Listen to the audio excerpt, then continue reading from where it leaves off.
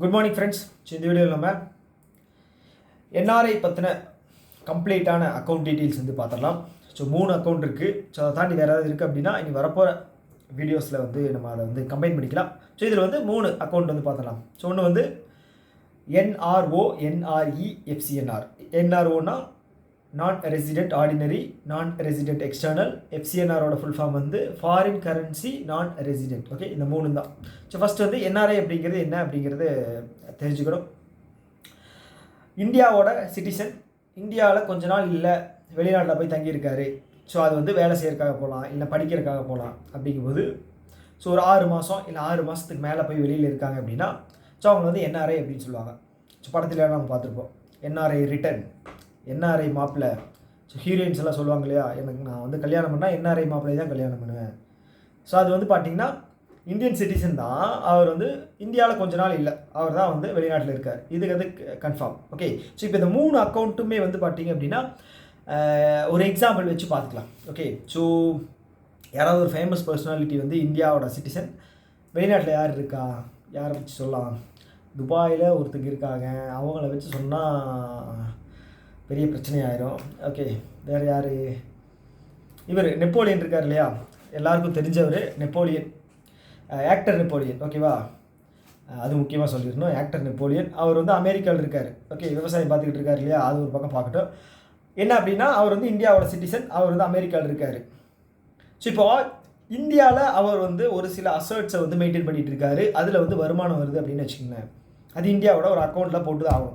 So எல்லோரும் சம்பளம் வாங்குறது எல்லாமே வந்து எப்படி இருந்தாலும் ஒரு அக்கௌண்ட்டுக்கு போய் தான் ஆகும். அது மாதிரி அவரோட இன்கம்ஸ் எல்லாமே வந்து பார்த்துட்டீங்க அப்படின்னா அவரோட ஒரு பேங்க் அக்கௌண்ட்டுக்கு போகுது இல்லையா. ஸோ அந்த பேங்க் அக்கௌண்ட் வந்து பார்த்திங்கன்னா அவர் வந்து மெயின்டைன் பண்ணுறாரு அப்படின்னு வச்சுக்கோங்களேன். அவர் என்ஆர்ஐயாக இருக்கார் இல்லையா, அவர் வந்து மெயின்டைன் பண்ணுறாரு அப்படின்னா அது வந்து ஆர்டினரி அக்கௌண்ட். ஓகே, ஏன்னா வந்து இந்தியாவுக்குள்ளே இந்தியராக இருந்த ஒருத்தர் வந்து இப்போ என்ஆர்ஐயாக இருக்கார். அவர் வந்து இந்தியாவுக்குள்ளே ஓப்பன் பண்ணி அதை வந்து மெயின்டைன் பண்ணுறாரு அப்படின்னா அது வந்து என்ஆர்ஓ, ஆர்டினரி அக்கௌண்ட். ஓகே, இதை பற்றின டிஃப்ரென்ஸ் எல்லாம் நான் பின்னாடி 3ஐயும் சொல்லி நான் ஒவ்வொன்றா வந்து சொல்கிறேன். அடுத்தது வந்து என்ஆர்இ. சப்போஸ் அவர் வந்து ஸ்டார்டிங் பீரியடில் அவர் வந்து வேலை தேட போயிருக்காருன்னு வச்சுங்களேன். யார்? நெப்போலியன் வந்து அமெரிக்காவுக்கு வேலை தேட போயிருக்காரு. ஸோ அங்கே போய் வேலையில் பணம் சம்பாரித்து அந்த அமௌண்ட்டை வந்து இந்தியாவுக்கு அனுப்புகிறாருன்னு வச்சுங்களேன். அவர் எப்படி அனுப்பணும்னா, இங்கே வந்து ஏதாவது ஒரு பேங்க்கில் வந்து அவைலபிளாக ஏதாவது இருக்கிற ஒரு பேங்க்கில் வந்து அக்கௌண்ட் ஓப்பன் பண்ணணும், என்ஆர்ஐ அக்கௌண்ட் ஓப்பன் பண்ணணும். அதுதான் வந்து என்ஆர்ஐ எக்ஸ்டர்னல். வெளியில் இருந்து அவர் வந்து ஒரு அக்கௌண்ட்டை வந்து இந்தியாவில் ஓப்பன் பண்ணுறாரு. எதுக்காக? அங்கே சம்பாரித்த பணத்தை இந்தியாவில் அந்த அக்கௌண்ட்டில் போடுறதுக்காக. ஓகேவா, போடுறதுக்காக. ஸோ அப்படி வந்து அக்கௌண்ட் ஓப்பன் பண்ணார் அப்படின்னு வச்சுங்களேன். அந்த பணத்தை வந்து அவர் சம்பாரித்த பணத்தை இங்கே வந்து ரெமிடென்ஸாக வந்து அதில் போட்டுக்கலாம். ஓகே ஓகே ஸோ அந்த பணத்தை வந்து இங்கே இருக்கிற யாராவது ஒருத்தங்க வந்து பார்த்துட்டிங்க அப்படின்னா அதை வந்து எடுத்து யூஸ் பண்ணிக்கலாம். ஓகே, யூஸ் பண்ணிக்கலாம் மீன்ஸ் வந்து அவர் வந்து அனுப்பிச்சிட்டார் இல்லையா. ஸோ அதை வந்து இங்கே இந்தியாவுக்குள்ளே வந்து அதை வந்து யூஸ் பண்ணிக்கலாம். ஸோ தேர்ட் வந்து பார்த்திங்க அப்படின்னா எஃப்சிஎன்ஆர். ஸோ அவர் என்ன பண்ணுறாரு, நெப்போலியன் என்ன பண்ணுறாரு அப்படின்னா ஒரு ஐடியா பண்ணுறாரு. ஸோ நம்ம வந்து எதாவது இன்வெஸ்ட் பண்ணலாம். சேஃபஸ்ட் எதுன்னு பார்த்தீங்க அப்படின்னா பேங்க் அக்கௌண்ட்டில் போடுறதா, ஃபிக்ஸ்டு டெபாசிட் தான் சேஃப். அமெரிக்காவில் செக் பண்ணி பார்க்கும்போது அங்கே வந்து 5%, 5.5% தான் தர்றாங்கன்னு வைங்களேன் எல்லா பேங்க்லையும் ஃபிக்ஸ்டு டெபாசிட். ஸோ இவர் என்ன பண்ணுறாரு அப்படின்னா இந்தியாவில் வந்து 7% தர்றாங்க அப்படின்னா அவருக்கு தெரிய வருது. ஸோ 7% தெரிய வருது அப்படிங்கும்போது அவர் அந்த அமௌண்ட்டை வந்து இங்கே போடுறதுக்கு அவர் ட்ரை பண்ணுவார். இப்படி ஃபிக்ஸ்டு டெபாசிட்டாக. ஸோ அதுதான் வந்து எஃப்சிஎன்ஆர். ஒரு பேங்க்கில் அக்கௌண்ட் ஓப்பன் பண்ணி ஃபிக்ஸ்டு டெபாசிட்டாக வந்து அதை வந்து போடுவார். ஓகேங்களா, ஸோ இங்கே வந்து 7% லாபம் இல்லையா. ஓகே, ஸோ அது வந்து அவருக்கு வந்து எக்ஸ்ட்ரா பெனிஃபிட், அங்கே விட இங்கே வந்து பெனிஃபிட். ஓகே, ஸோ இப்போ இதை ஒவ்வொன்றா வந்து பிரித்து பார்க்கலாம். ஓகே, ஸோ இப்போ நான் சொன்னேன் இல்லையா, எல்லா அக்கௌண்ட் ஓப்பன் பண்ணியாச்சு. ஸோ இது வந்து எந்த கரன்சியை மெயின்டைன் பண்ணணும் அப்படின்னு பார்ப்போம். ஸோ ஆர்டினரி அக்கௌண்ட் வந்து பார்த்தீங்க அப்படின்னா இந்தியன் ருப்பியில் தான் மெயின்டைன் பண்ணணும். ஓகே, இந்தியா ருப்பியில் சம்பாதிக்கிறாரு நான் சொன்னேன் இல்லையா. ஸோ இங்கே வந்து ஒரு கம்பெனி வச்சு ரன் பண்ணிகிட்டு இருக்காரு. அந்த பணம் வந்து அக்கௌண்ட்டில் போகுது அப்படின்னா அது வந்து ஆர்டினரி அக்கௌண்ட்டு. அதில் வந்து பார்த்தீங்கன்னா இந்தியன் ருப்பியில் தான் சம்பாதிக்கிறது, இந்தியன் ருப்பியில் தான் அக்கௌண்ட் போடுறதும் இந்தியன் ருப்பியில் தான். ஓகே, அடுத்தது வந்து எக்ஸ்டர்னல் அக்கௌண்ட் இருக்கு இல்லையா, அது வந்து பார்த்தீங்க அப்படின்னா அவர் அனுப்பும்போது ஒரு கரன்சியை அனுப்புவார். ஆனால் அதை கன்வெர்ட் ஆகி இங்கே இந்தியன் ருப்பியில் தான் அவங்க வந்து அக்கௌண்ட்டில் போடுவாங்க பேங்க்கில். எஸ்பிஐன்னு வச்சுக்கலாம் எக்ஸாம்பிளுக்கு. எஸ்பிஐ என்ன பண்ணுவாங்கன்னா அந்த அமௌண்ட்டை வந்து அவர் அனுப்பின அமௌண்ட்டை வந்து கன்வெர்ட் பண்ணி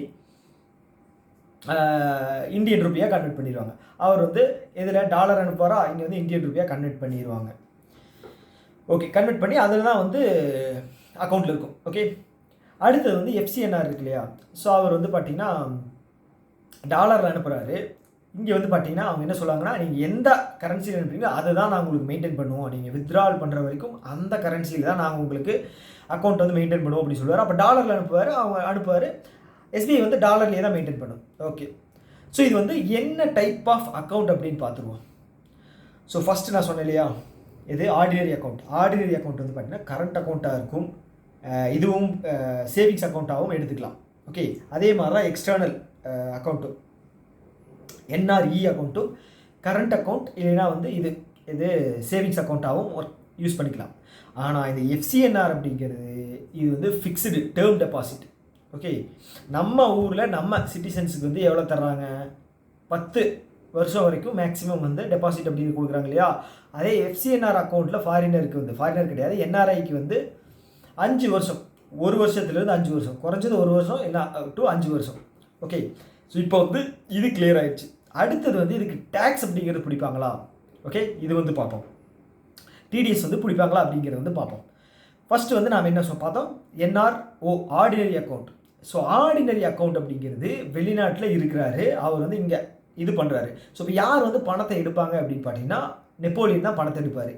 இந்தியாவில் இருக்கிற பணத்தை அவர் அமெரிக்காவுக்கு எடுக்கிறார் அப்படின்னா இந்தியா என்ன பண்ணுவோம் அப்படின்னா, நீ வந்து இந்தியாவுக்குள்ள இருக்கிற பணத்தை வெளியில் எடுத்துகிட்டு போகிற, அதை வந்து நாங்கள் என்கரேஜ் பண்ண மாட்டோம். அப்படி நீ எடுத்துகிட்டு போகிற அப்படின்னா அந்த பணத்து மேலே நாங்கள் டேக்ஸ் போடுவோம்.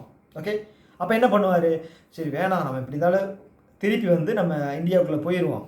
ஸோ அது அந்த அமௌண்ட் வந்து அங்கேயே இருக்கட்டும் அப்படிங்கும்போது அந்த அமௌண்ட் வந்து பேங்க் வேறு ஏதாவது ஒரு விஷயத்தில் வந்து யூஸ் பண்ணிக்கலாம். Okay, savings and current account தானே யூஸ் பண்ணிக்கலாம். ஸோ இது வந்து டேக்ஸ் வந்து அப்ளிகபிள். எதுக்கு, என்ஆர்ஓக்கு வந்து டேக்ஸ் வந்து அப்ளிகபிள். செகண்ட் வந்து இது எக்ஸ்டர்னல் அக்கௌண்ட். ஸோ அங்கிருந்து அவர் பணம் அனுப்புகிறார் இல்லையா?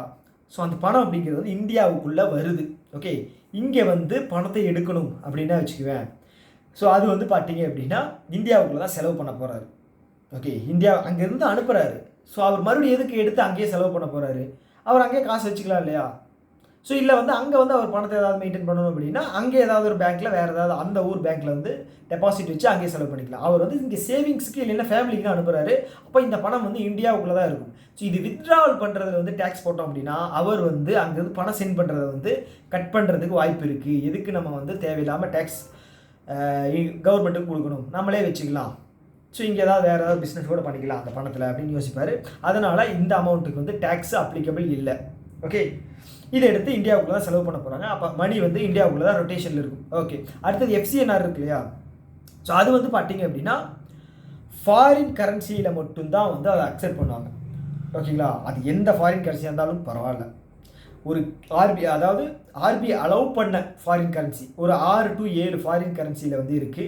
இது இருக்கு இல்லையா, ரென்மின்பி இருக்குது, அப்புறம் வந்து யுவான் இருக்குது, அப்புறம் வேறு என்ன டாலர் இருக்குது, பவுண்டு ஸ்டெர்லிங் அது இருக்குது, அப்புறம் யூரோ இருக்குது. ஓகே, இந்த கரன்சி எது வேணால் அனுப்பிச்சிக்கலாம். ஸோ நீங்கள் எந்த கரன்சியில் அனுப்புகிறீங்களோ அதுலேயே தான் நாங்கள் மெயின்டைன் பண்ணுவோம். ஸோ இது எதுக்காக அப்படின்னு பார்த்தீங்கன்னா இந்தியாவோட ஃபாரெக்ஸ் ரிசர்வை வந்து அதிகப்படுத்துறதுக்காக கரண்ட் அக்கௌண்ட்டை வந்து அதிகப்படுத்தணும். இந்தியாவில் ஃபாரெக்ஸ் ரிசர்வ் அதாவது ஃபாரின் கரன்சி ரிசர்வ் அதிகமாக இருந்துச்சு அப்படின்னா இந்தியாவோட அந்த ருப்பி வேல்யூ ஃப்ளக்சுவேட் ஆகிறது கம்மியாகும். ஓகே, இந்தியாவோட ருப்பியின் மதிப்பு வந்து டாலருக்கு நிகரான ருப்பியின் மதிப்பு குறைஞ்சிருச்சு அப்படின்னு சொல்லுவாங்க இல்லையா? அது குறையாமல் இருக்கணும் அப்படின்னா நம்மக்கிட்ட ஃபாரின் ரிசர்வ் அப்படிங்கிறது இருக்கணும். ஸோ அந்த ஃபாரின் ரிசர்வை வச்சு தான் வந்து நம்ம வந்து இது பண்ணுவோம், கரண்ட் அக்கௌண்ட்டை வந்து மெயின்டைன் பண்ணுவோம். அதாவது இம்போர்ட் பண்ணுறது எக்ஸ்போர்ட் பண்ணுறது வந்து பார்த்திங்கன்னா அதாவது இம்போர்ட் பண்ணுறது வந்து கரண்ட் அந்த டாலரில் தான் கொடுத்து அவங்ககிட்ட இருந்து பொருளை வாங்கிட்டு டாலரை வந்து செட்டில் பண்ணணும். அது அப்போவே கரண்ட் அக்கௌண்ட் அதை வந்து அப்போவே தான் செட்டில் பண்ணணும். அதனால் வந்து நம்மக்கிட்ட ஃபாரின் ரிசர்வ் அப்படிங்கிறது கம்பல்சரி தேவை. அதுக்காக வந்து இவங்களை வந்து என்கரேஜ் பண்ணுவாங்க, எஃப்சிஎன்ஆர் அக்கௌண்ட்டை வந்து என்கரேஜ் பண்ணுவாங்க. ஓகேவா? ஸோ இப்படி தான். ஓகே, வேறு என்னமோ ஒன்று மறந்துட்டேன் சொல்கிறதுக்கு.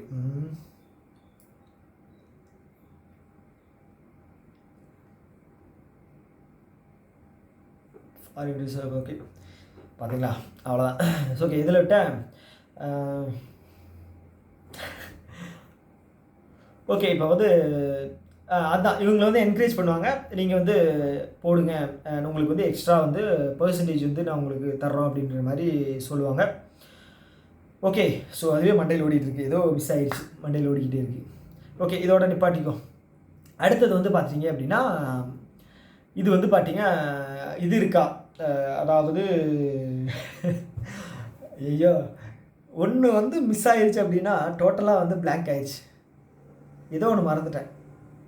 ஓகே, ஏன் இல்லை எதில் அப்படின்னா, இப்போ ஃபாரின் ரிசர்வ் இருக்கு இல்லையா, அது வந்து ஏன் தேவை அப்படிங்கிற ஒரு விஷயத்தில் வந்து எங்கேயோ ஒன்று மிஸ் பண்ணிட்டேன். ஸோ அதுதான் வந்து என்னன்னு யோசிச்சுக்கிட்டு இருக்கேன்.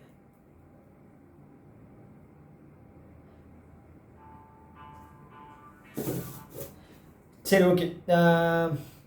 ஸோ இதை தாண்டி வேறு என்ன இருக்குது இதில் சொல்கிறதுக்கு? ஸோ இப்போ வந்து உங்களுக்கு ஒரு கிளியரான ஒரு வியூ அப்படிங்கிறது கிடச்சிருக்கும்.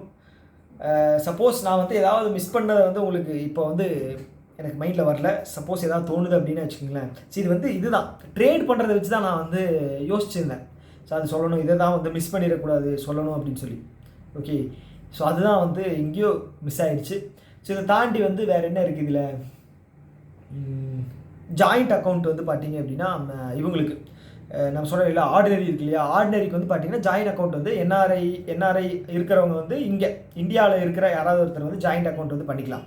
அதே வந்து எக்ஸ்டர்னல் அக்கௌண்ட்டுக்கு வந்து என்ஆர்ஐ மட்டும்தான் ஜாயிண்ட் அக்கௌண்ட் வச்சுக்க முடியும். அதே மாதிரி இவங்க யார் எஃப்சிஎன்ஆர் வந்து பார்த்தீங்க அப்படின்னா அவங்க வந்து அவங்களும் என்ஆர்ஐ தான் வச்சுக்க முடியும். ஓகேங்களா, வெறும் இதுக்கு மட்டும்தான், யாருக்கு என்ஆர்ஓக்கு மட்டும்தான் வந்து ஜாயிண்ட் அக்கௌண்ட் வந்து இந்தியாவில் இருக்கிறவங்க வந்து ஜாயிண்ட் அக்கௌண்ட்டாக வச்சுக்கலாம். ஓகே, ஸோ அவ்வளோதான். இந்த வீடியோ வந்து உங்களுக்கு வந்து கிளியராக புரிஞ்சுருக்குன்னு நினைக்கிறேன். ஸோ நான் சொன்னதை தாண்டி வேறு ஏதாவது உங்களுக்கு தோணுது, நான் சொல்ல மறந்துட்டேன் அப்படின்னு உங்களுக்கு தோணுச்சு அப்படின்னாலும் நீங்கள் மறக்காமல் கமெண்ட் பாக்ஸில் சொல்லுங்கள். எனக்கும் வந்து ஏதாவது ஒரு சில பாயிண்ட்ஸ் வந்து மிஸ் பண்ணிட்டேன் அப்படின்னு இருந்துச்சு அப்படின்னா நான் வந்து அடுத்த வீடியோவில் நான் வந்து கண்டிப்பாக வந்து நான் உங்களுக்கு அதை கன்வே பண்ணிடுறேன். ஓகே, ஸோ இதை தாண்டி உங்களுக்கு வேறு ஏதாவது டாபிக்ஸில் ஏதாவது டவுட் இருக்குது, ஏதாவது ஒரு விஷயத்தை எக்ஸ்பிளைன் பண்ணணும், ஓகே ரியல் டைம் எக்ஸாம்பிள் வச்சு எக்ஸ்பிளைன் பண்ணணும் அப்படின்னா சொல்லுங்கள். நான் வந்து கண்டிப்பாக உங்களுக்கான முயற்சி எடுத்து நான் அப்லோட் பண்ணுவேன். ஸோ அது வந்து கண்டிப்பாக வேறு ஒரு சேனலை கம்பேர் பண்ணும்போது நம்ம சேனலை வந்து ஈஸியாக புரிய வைக்கிற மாதிரி ரியல் டைம் எக்ஸாம்பிளோடு தான் நான் கொண்டு வருவேன். ஓகே, ஏன்னா வந்து வித்தியாசம் இருக்கணும் இல்லையா, சும்மா போட்டுக்கிட்டே இருந்தோம்னு வச்சுங்களேன் எல்லோரும் சொன்ன கண்டென்ட்டை சொன்ன மாதிரி இருக்கும். ஸோ அதுக்காக தான். ஸோ ஓகே, இன்னொரு வீடியோ மீட் பண்ணலாம். Tata, bye bye.